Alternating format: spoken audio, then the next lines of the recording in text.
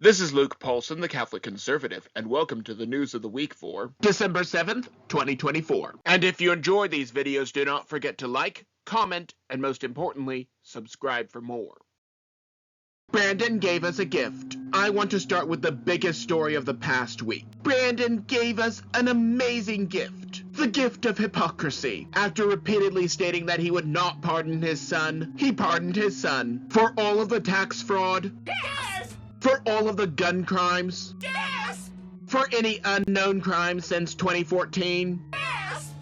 Now President Trump could pardon any of his sons. Not that they will need it. But this all goes back to Ukraine. This blanket pardon protects against any potential fallout from the Burisma or Ukraine scandals. And let us not forget Ukraine keeps receiving billions in aid. This ensures Zelensky never spills the beans. When President Trump pardons all the innocent people from the mostly peaceful protest of January 6th, I do not want to hear one liberal call it a miscarriage of justice. Speaking of the mostly peaceful protest of January 6th, let us talk about Ray Epps. Ray Epps' charges dropped. In fact, tomorrow, I don't even like to say it because I'll be arrested. Well, let's not say it. We need to go. I'll say it. All right. We need to go in Shut the fuck up, boomer. to the Capitol. Ray Epps was the first person to suggest on January 5th that people should enter the Capitol. The crowd immediately called him out, labeling him a Fed. When he whispered something to someone right before the Capitol doors were opened, and then disappeared from the public eye, it raised more than a few eyebrows. Tucker Carlson revealed that at least one person was given a guided tour, and Sky News Australia showed evidence of Capitol Police letting people inside. In response, the deep state scrambled to align their narrative. Amid all this, Epps claimed that Fox News defamed him and filed a lawsuit. Now that case has been quietly dropped. But the real question remains. Can President Trump hold Epps accountable for his role in the events of that day? One can only hope. However, there are a few other charges that have been dismissed, such as the fraudulent charges with Fani Willis and her blatant lie. The Fani Willis problem solved. All President Trump ever wanted was to investigate the corruption surrounding the ballots in Georgia. The fake news, as expected, twisted his intentions, claiming that he wanted ballots fabricated out of thin air. This is classic liberal projection, accusing conservatives of the very crimes they commit. While the Georgia court has not formally dismissed all the trumped-up charges against President Trump, some of the charges brought by the ever-corrupt Fani Willis have been tossed due to insufficient detail. Of course, it is likely that Willis will try to revive those charges, driven entirely by her raging case of Trump derangement syndrome. On the other hand, there are people that are helping fight TDS. Kash Patel is one such person. Kash Patel and the FBI. During his first term, President Trump sought to assemble the brightest minds in the industry to serve his administration. While this approach had merits, it also revealed two significant challenges. One, many of these individuals turned out to be swamp creatures like neocons. Two,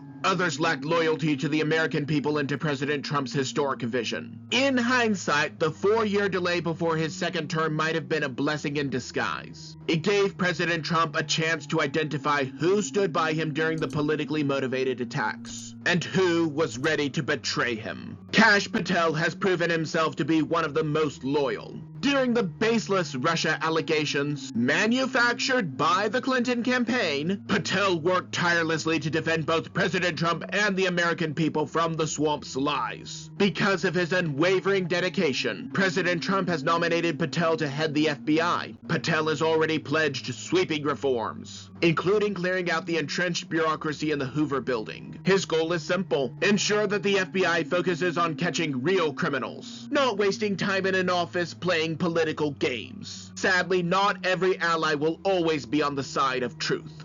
Another one of President Trump's cabinet nominations had to step down. Stand for something. The China virus ushered in an era of unprecedented government control and corruption, all in response to something that turned out to be no more dangerous than the seasonal flu. Worse still, the so-called cure was actually deadly. So what does this have to do with President Trump's nominations? I am glad you asked. Chad Cronister was recently nominated to lead the Drug Enforcement Agency. However, it has come to light that during the pandemic, Cronister arrested a pastor for the crime of holding a church service. That is right. Over what amounted to a glorified common cold, he arrested a man of God. Would this affect his ability to head the DEA?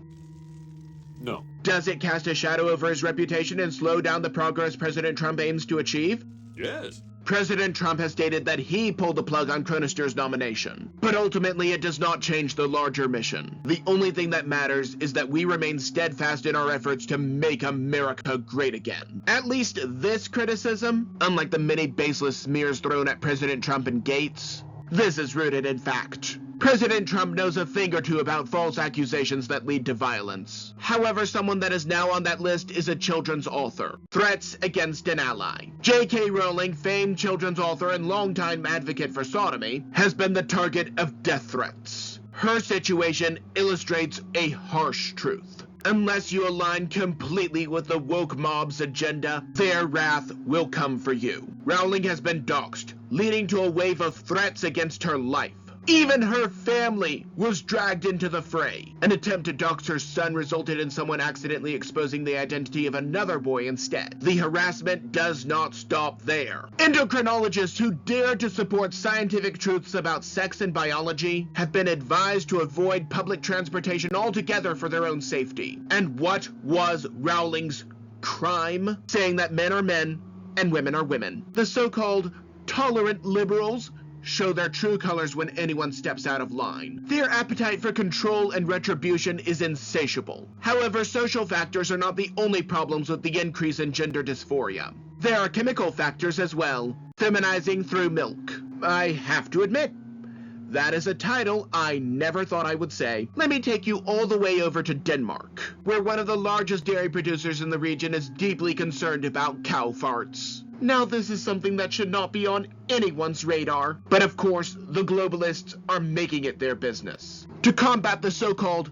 cow flatulence crisis, Arla Foods is adding a chemical called Boaver to the cow's diet to limit their emissions. They have assured the public that this chemical will not make its way into the milk. But let us be honest, there's no way to guarantee that. After all, milk was originally designed to nourish calves, not humans, with all of the nutrients from the mother. This chemical, one of many being used to manipulate the environment, has been flagged by the FDA as something that could negatively affect male fertility and reproductive organs. It raises a troubling thought. Could this chemical, mixed into our milk, be another step toward manipulating human biology? It is no coincidence that figures like Bill Gates have spoken publicly about population control. The world today has 6.8 billion people. That's headed up to about 9 billion. Now, if we do a really great job on new vaccines, healthcare, reproductive health services, we could lower that by perhaps 10 or 15%.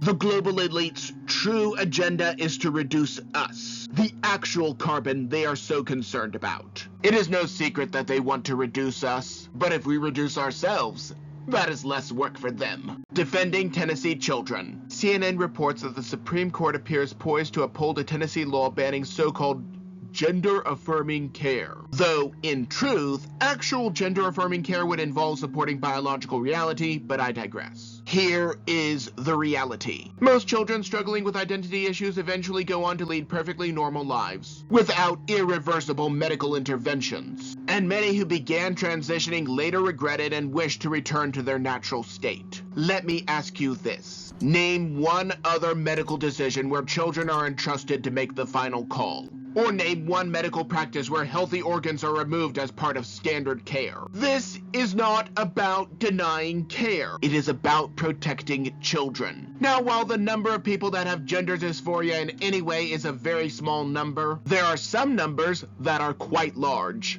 79% is a big number. We are constantly told that illegals are fleeing dangerous conditions as refugees. But here is the reality. In Sweden, 79% of so-called refugees vacation in the very countries they claim to have fled. Unlike in America, these refugees are predominantly from the Middle East, where human rights violations are as common as sand.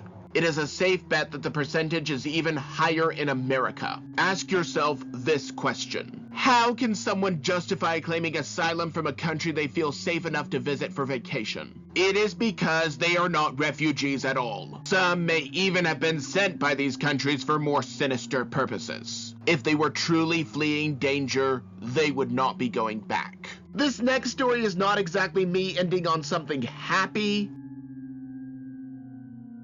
Just use Pi. Ad blockers are great, but I personally do not use them. Is it because I enjoy seeing ads interrupt my videos? No. Is it because I am hoping to buy things based on my search history? No. Is it because the money from those ads helps fund a service that I am using for free and supports my favorite creators? Yes. Recently, I have noticed an ad for an extension called Pi, which claims to block ads and pay you for the ads you actually see. But here is the thing. If YouTube cannot show ads, they will have to either shut down or start charging us for their services. Watching ads really is not all that bad. Complaining about ads? That is truly a first world problem. Maybe I'm just blowing smoke. Maybe I'm completely off my rocker, but that is just my opinion. And do not forget to like, comment, and most importantly, subscribe for more. But before you go, on the left I have last week's video, but you may also enjoy the video on the right.